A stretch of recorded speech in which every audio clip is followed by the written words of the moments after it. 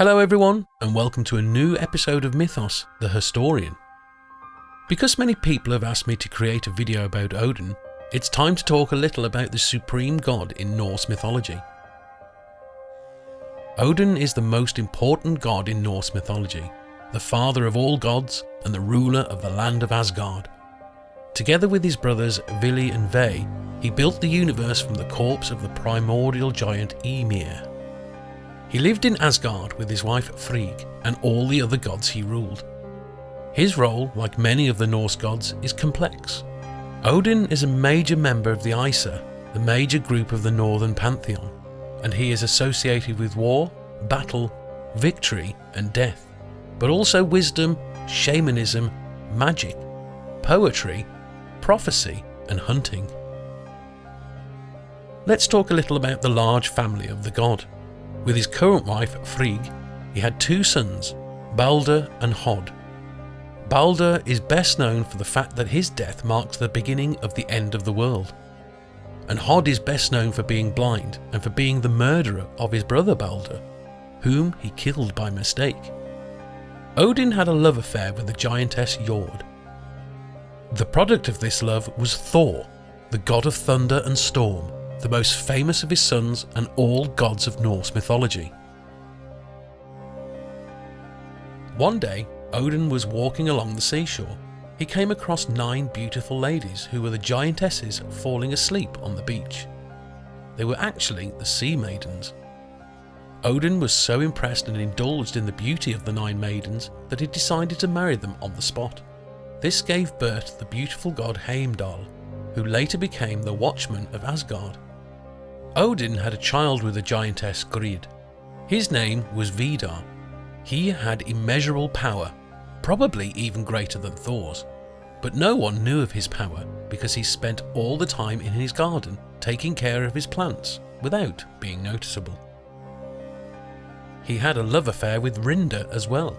She was recognised in Norse mythology as a giant female, but also as a goddess, and sometimes as a mortal princess. From their seed emerged Vali, the god of revenge and family. Odin is often linked to Sleipnir, his 8-legged magic horse given by Loki, and to Gungnir, the spear that always reaches its target. In Asgard, he lives in the great Gladtime Hall, where he rules and takes the most important decisions for the realms. Here he sits on the throne of Hirdskelf, from where he sees the entire earth. Another residence is Valhalla, a golden hall with 540 gates, lined with shields and spears, where the fallen heroes called Einherjar gather along with the Valkyries and await the last battle, Ragnarok. The Valkyries were maidens who served the god Odin, sent by him to the battlefields to choose the slain who were worthy of a place in Valhalla. The god also had different objects and animals that helped him to rule the other gods. Odin preserved the head of Mima, who could see the future, a magic gold ring called Draupnir, which had the ability to multiply itself. Every 9th night, 8 new rings drip from Draupnir, each one of the same size and weight as the original.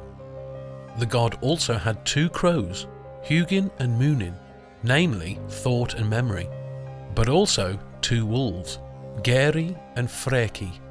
The 2 crows do not only have the role of a pet, but they tell the god absolutely everything that happens in the world. Odin is at the same time a god of the dead and war. He magically protects the great heroes, but in the end betrays them so that they are killed by their opponents.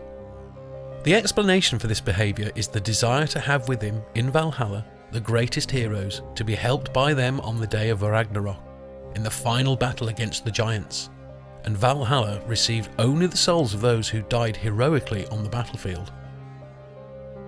On the apocalyptic day of Ragnarok, Odin will be torn apart and devoured by the giant wolf Fenrir, but he will be avenged by his youngest son, Vidar, the one I told you about earlier that had incredible power. What is your opinion of Odin? Do you think he deserves to be the king of the Norse gods? Do you think he did a wise thing when he betrayed his greatest heroes in order to get to Valhalla faster, to be helped on the day of the apocalypse? Would you have waited